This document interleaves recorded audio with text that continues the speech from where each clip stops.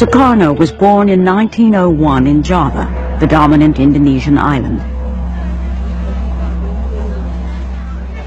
He grew up under the demeaning rule of Dutch colonialism.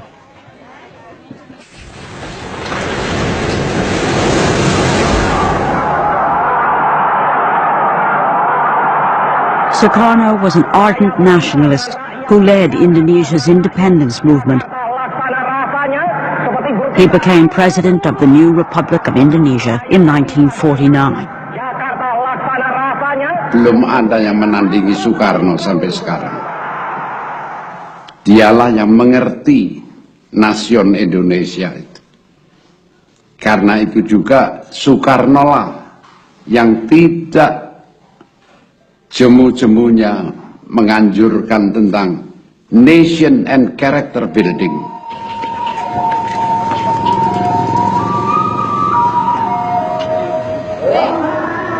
President Sukarno's ambition was to unite a new nation from a clash of cultures, languages, and the world's main religions.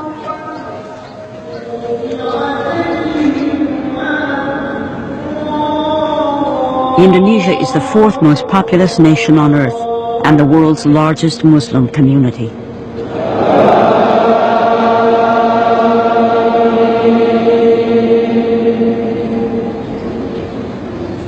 Kepribadian banteng. Maka karena itu, ayo maju terus, jebol terus, tanam terus. Sukarno thought he could preserve his own one-man rule by balancing the competing ideologies inside his country. I tolerate all ideologies. The nationalist ideology, the religious ideology, the communist ideology.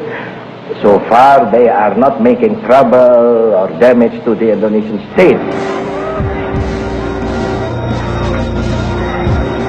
Sukarno's balancing act might have succeeded indefinitely if the Cold War hadn't been raging outside Indonesia, where the domino theory held sway. Here's Indochina. If Indochina falls, Thailand is put in an almost impossible position. The same is true of Malaya with its rubber and tin. The same is true of Indonesia. If this whole part of Southeast Asia goes under communist domination or communist influence, Japan must inevitably be oriented toward the communist regime. America says welcome in a big way to President Soekarno. Vice President Nixon and State Secretary Dulles are on hand at Washington's National Airport. As leader of the highly strategic Indonesian domino, Soekarno was courted by leaders on both sides of the Cold War. He attempted a policy of neutrality, believing this was the best way for his young nation to gain assistance from East and West.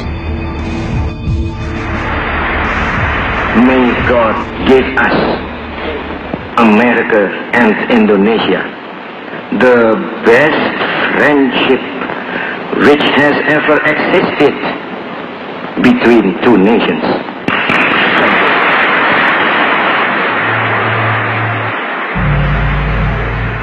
Only 3 months after his address to Congress, he visits China and the Soviet Union. This was interpreted by Washington as going over to the communist enemy.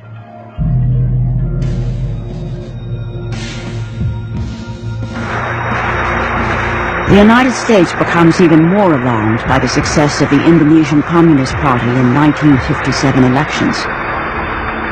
Indonesia is now seen as a questionable ally.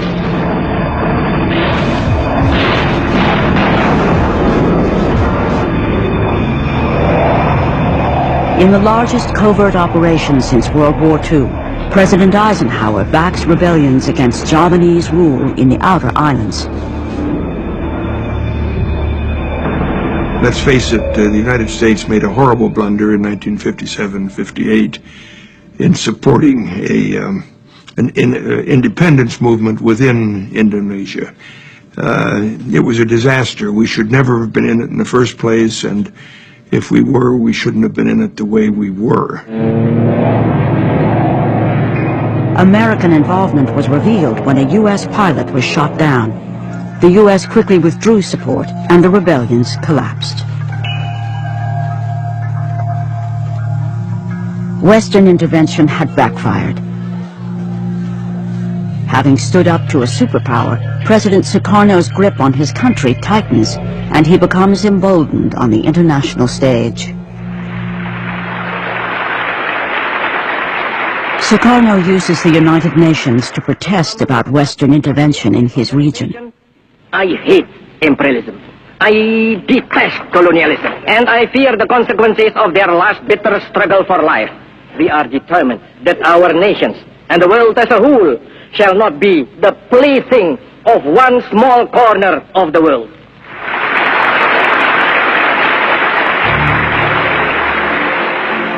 Shortly afterwards, Britain moves to form the new state of Malaysia on Indonesia's border. Sukarno is not consulted. Incensed, he launches a military campaign against British forces to crush Malaysia.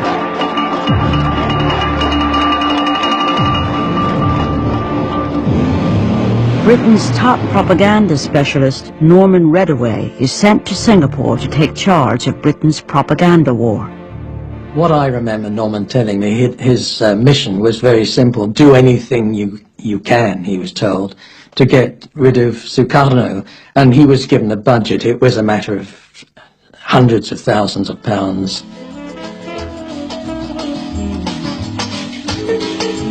Sukarno had a well-deserved reputation as a womanizer. The CIA had tried to undermine him in the eyes of his people by producing a pornographic film with a body double wearing a Sukarno mask.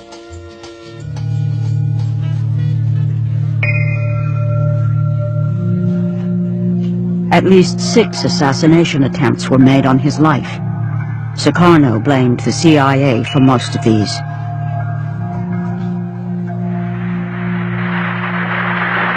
National Congress of the Indonesian Communist Party open. By the 1960s, under the leadership of Chairman Idit, the PKI had become the largest communist party outside China and the Soviet Union, with over 3 million members. The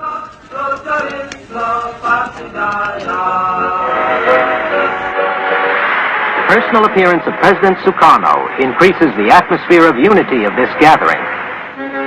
Sukarno himself is a nationalist, not a communist, but he depends on the Communist Party because it can mobilize mass support for his political objectives.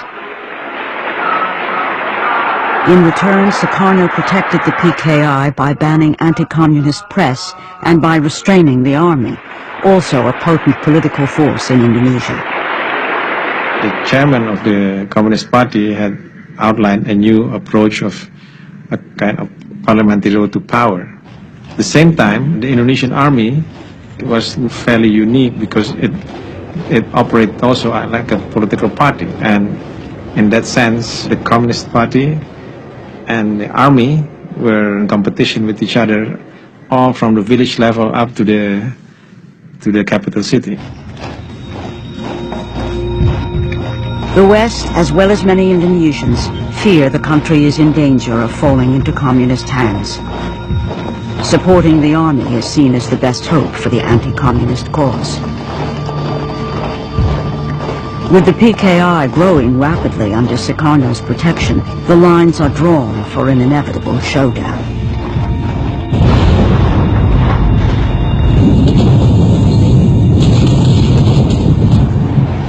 To the north, by 1965, the United States is escalating the war in Vietnam.